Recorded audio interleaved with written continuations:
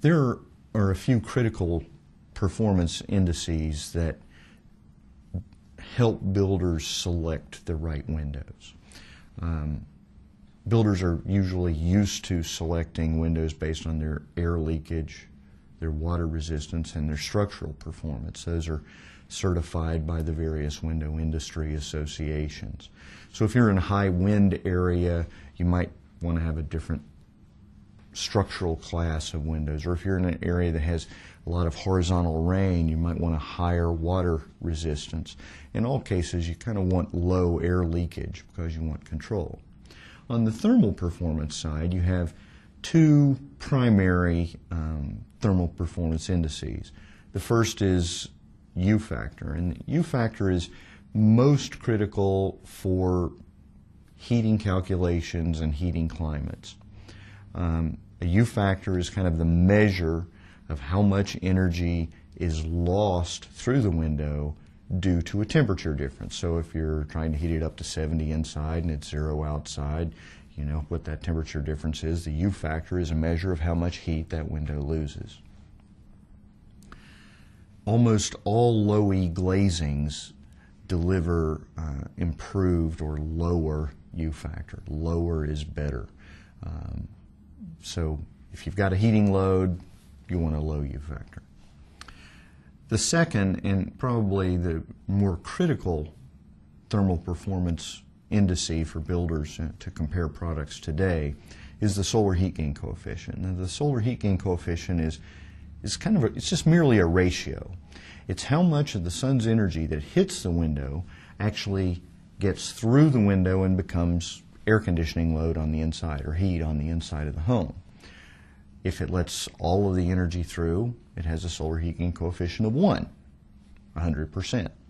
If it blocked all of the solar energy, it would have a solar heat gain coefficient of 0. Again, there's a variety of products on the market today that deliver a range of solar heat gain coefficients. You can have low E windows, for example, that have solar heat gain coefficients of 0.6. That means that they transmit 60% of the solar gain into the space as air conditioning load. You can also have low E windows today that have a solar heat gain coefficient of 0.3, meaning that they only transmit 30% of that solar gain into the space as that becomes air conditioning load. So to compare those two windows, those two solar heat gain coefficients, 0.6 versus 0.3, there's a 2-to-1 difference in the impact on my air conditioner.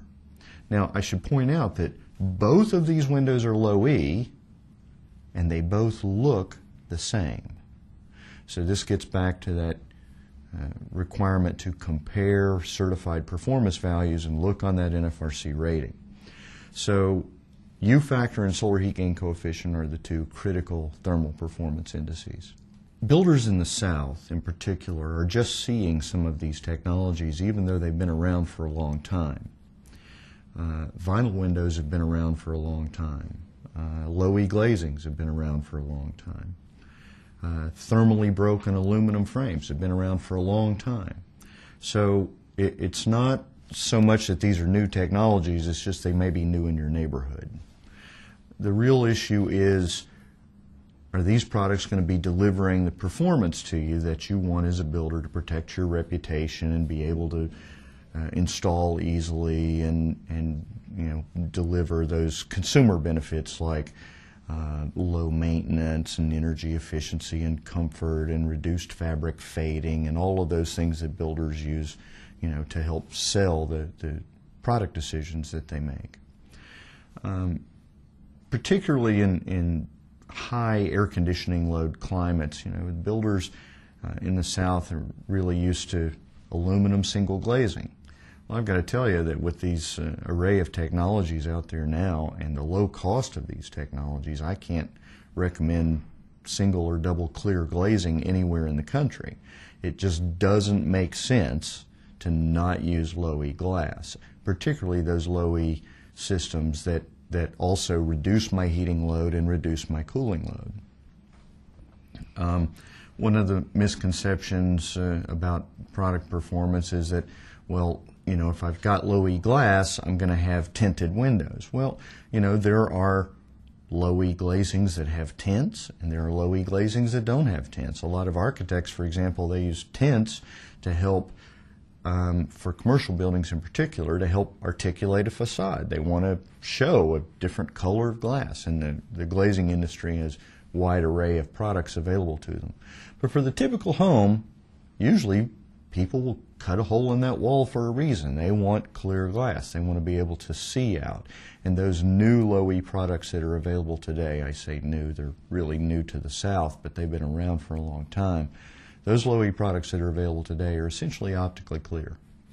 Selecting windows involves dozens of possible attributes that a builder could wade through and try to understand all the stuff about operator type and balancers and maintenance and durability. But if we were to simplify it to say the top 3 to 5 issues, I would say first of all on the energy performance side, of course, NFRC certified U factor and solar heat gain coefficient.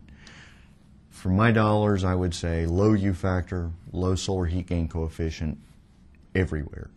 If you're putting in a furnace and you're putting in an air conditioner, you want a low U factor and a low solar heat gain coefficient. For the far north, I might have a little different recommendation, but for the south, that's pretty safe. I'd also look for certified air-water structural performance. I think that that's critically important. One of the things that builders often overlook, but is very critical, is to look at the product warranties. Warranties vary all over the map. From some of them cover everything and they're fully transferable, and if a homeowner sells the home, the warranty on the product goes with the new home buyer. Other warranties say things like lifetime coverage, but then you read the fine print and it's not really clear what lifetime really means. And then many products are sold with no warranty whatsoever. So from a risk management standpoint today, I would say that product window warranties are one of those areas that builders should really start paying a little more attention to. It's kind of like the old joke, who are you going to call? If you have a problem, who are you going to call? So I would say warranties are critical. I think that today's home buyers are more interested in enjoying lifestyle issues rather than maintenance.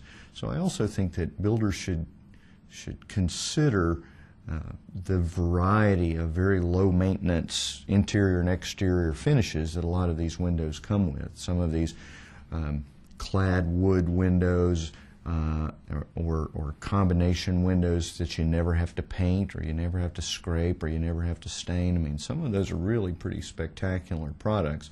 I know that I would much rather be playing basketball or fishing than scraping and painting a window. So that's one of the things I think we should consider.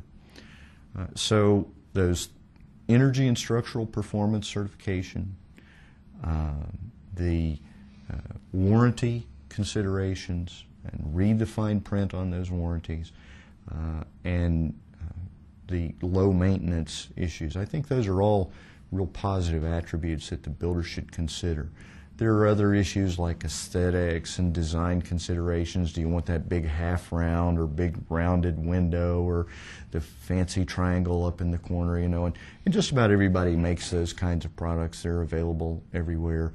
But again, certified performance and those other key issues I think are critical.